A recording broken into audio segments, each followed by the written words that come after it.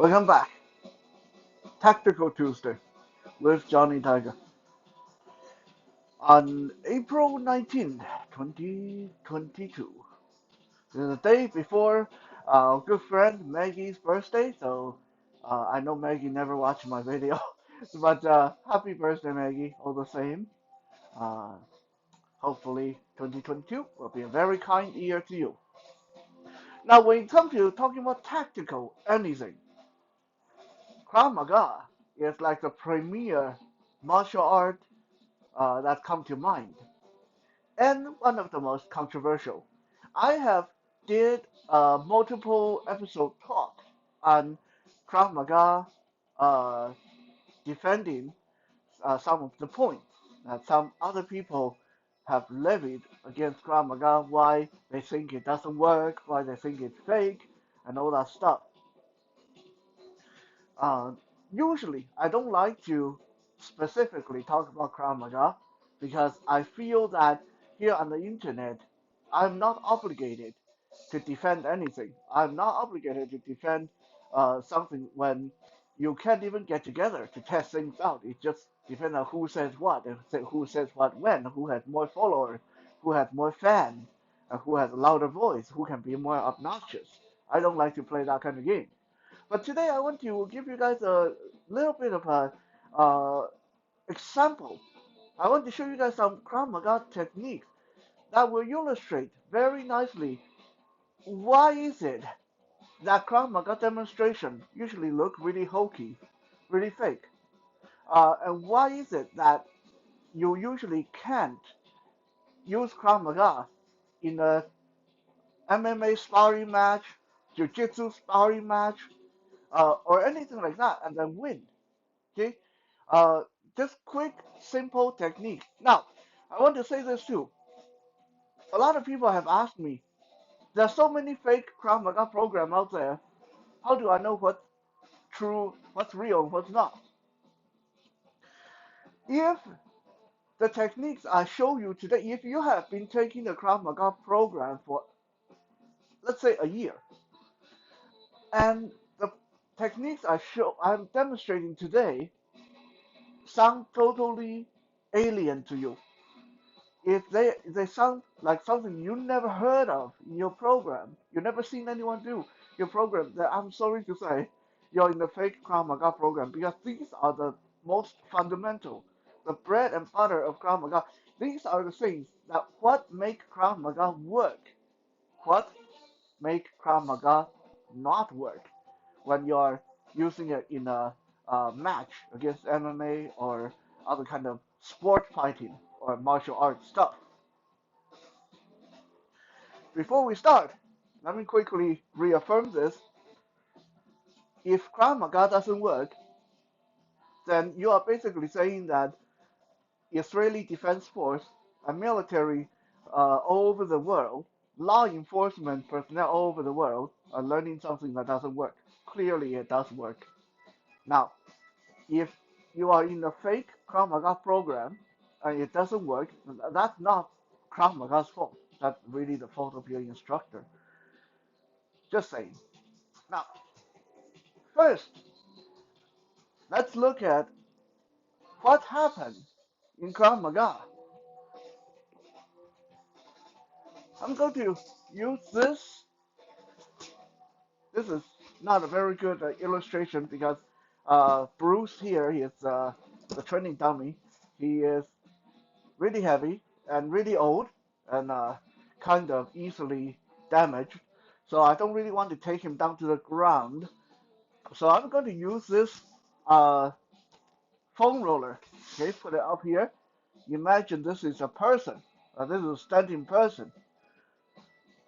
In most other martial art, when you take someone down or when you throw somebody, you either back away respectfully if you're in karate or judo, or you might follow them down to the ground and try some wrestling around on the ground and try to mount them and try to side mount and try to choke them out, right?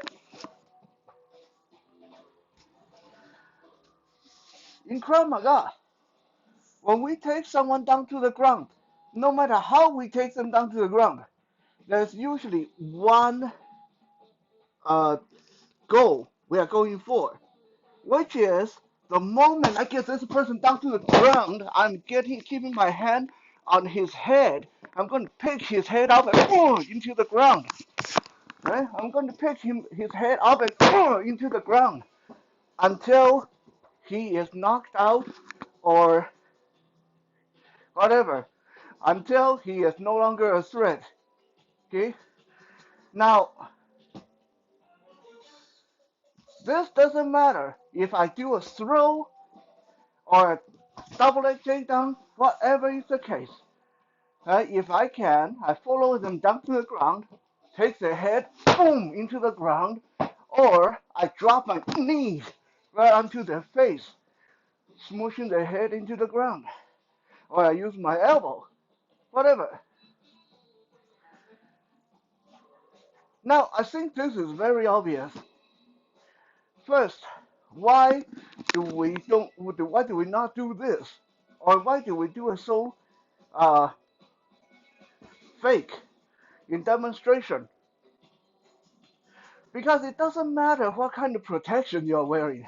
You can wear headgear like Bruce is here.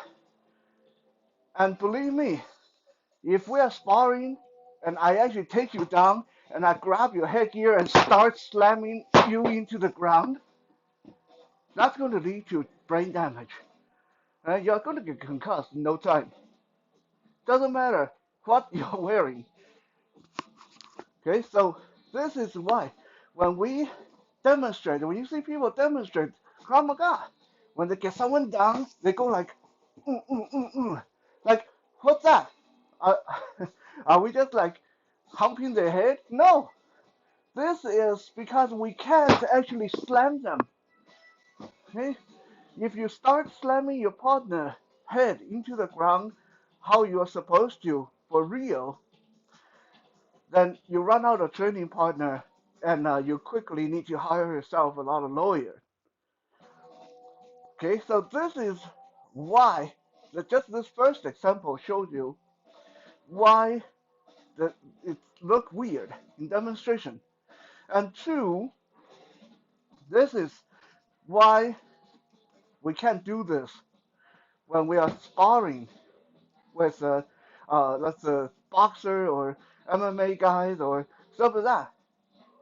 Because again, if I start doing that whenever I get a chance, yeah, I'm going to win the match, but I'm going to end up being sued in court. And even if they sign a waiver, even if they say, I'm not going to sue you, well, do I really want to prove my point that Krav Maga work at the cost of someone getting brain damage or someone getting killed because I slammed their head into the ground?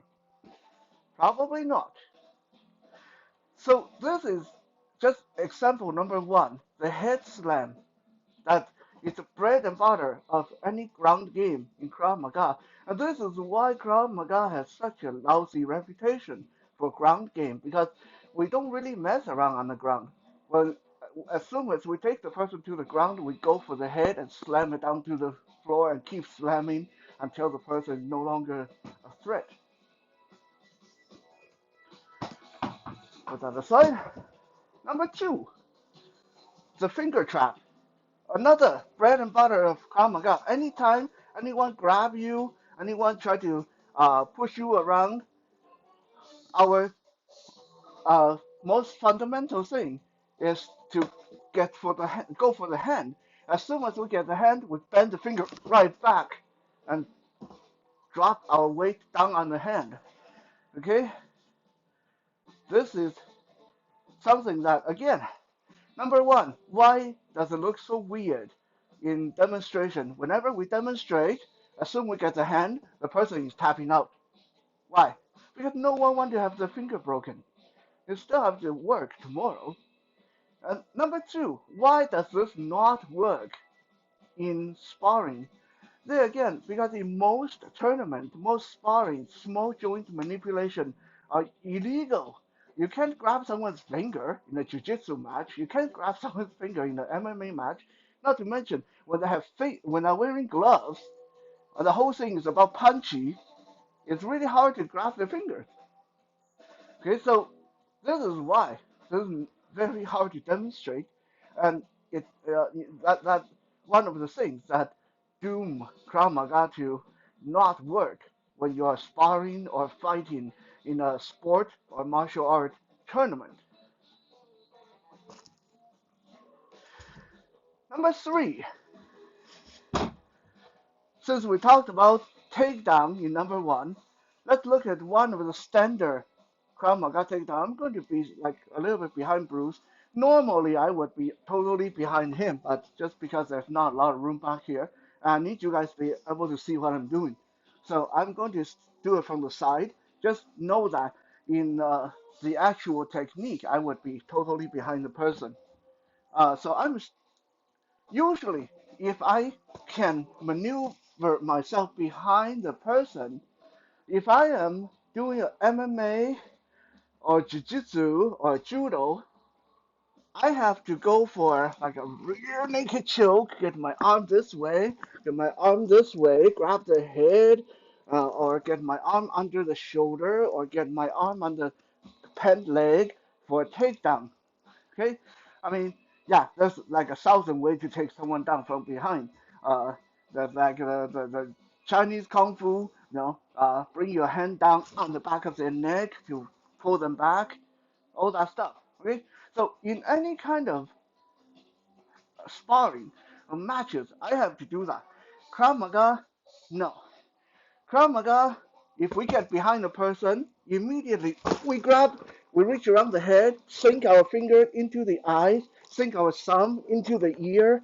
So you get a finger in the eye, thumb in the ear. You drag the head straight back and down, or you twist the neck to the side, and then you drop your whole weight on it.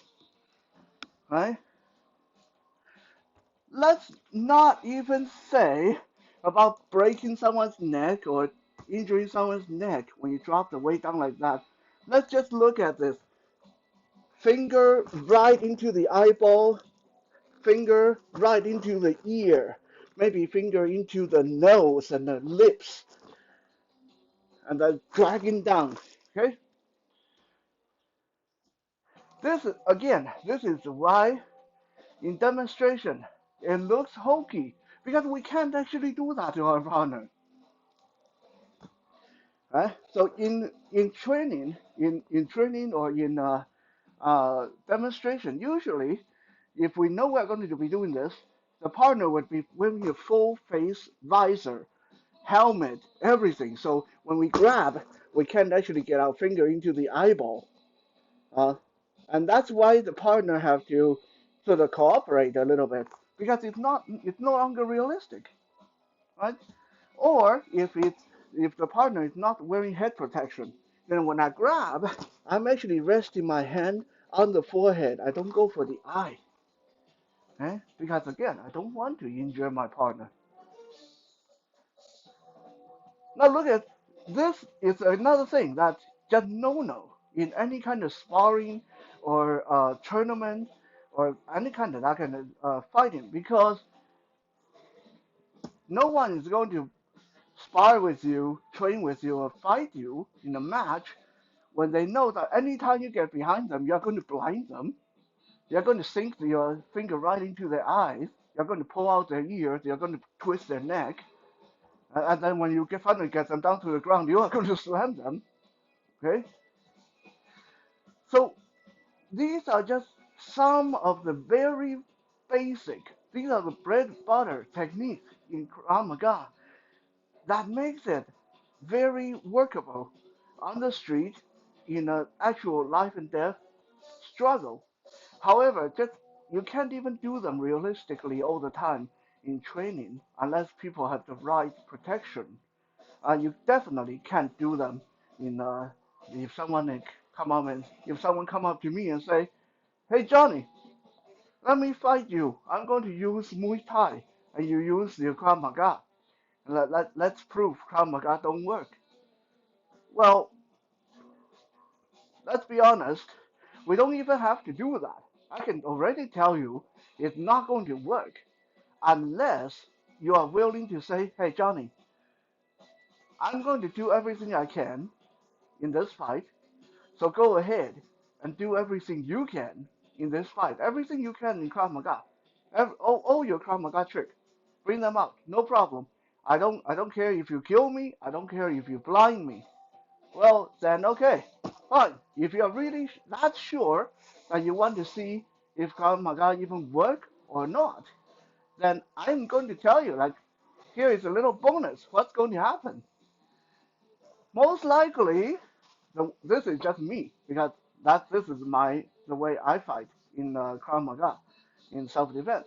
Okay, if you are going to come up to me and start using your Muay Thai and start kicking me and start knocking me around, I'm going to just block and let you do your thing. And anytime I can, I pull out a knife.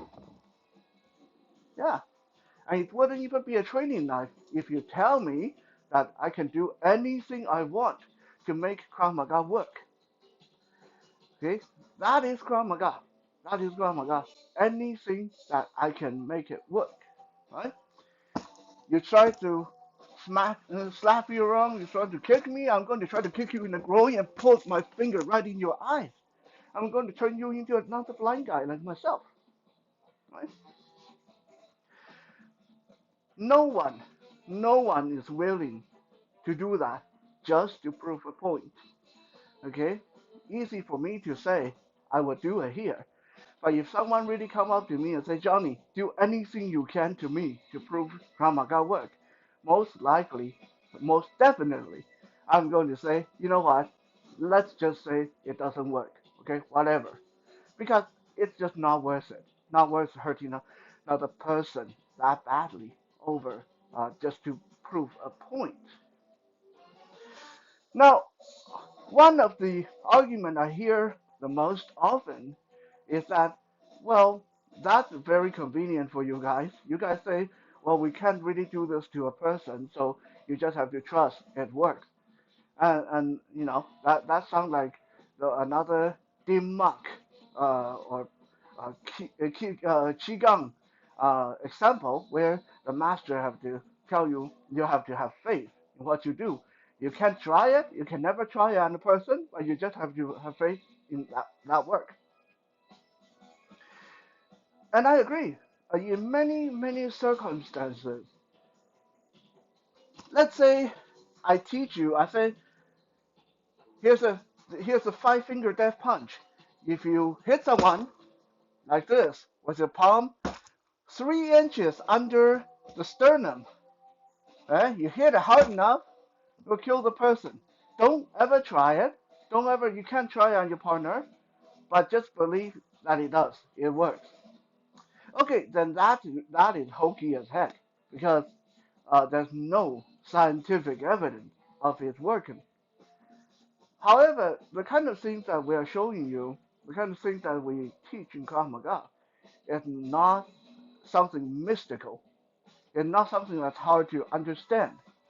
When I tell you that when you take someone down to the ground, you grab their head and slam it down to the ground 1, 2, 3 times, this is probably going to kill the person. There's no rocket science behind it. Okay, it probably will kill the person. So when I say don't try it, I'm not saying that to make you think that it's something mystical. It, that's, it's not something that you have to take on faith, right? It's science. You slam someone's head into the ground 1, 2, 3 times, 5 times, you're going to kill the person. Simple as that. Just like I don't need to test stabbing myself with a knife to say, oh, when I stab myself with a knife, I'm going to bleed. I don't need to test that. I know that. Okay? So anyway, that's just a little quick video to talk about Krav Maga, my one of my favorite self-defense disciplines. We'll be back again tomorrow for Wisdom Wednesday with Johnny Tiger.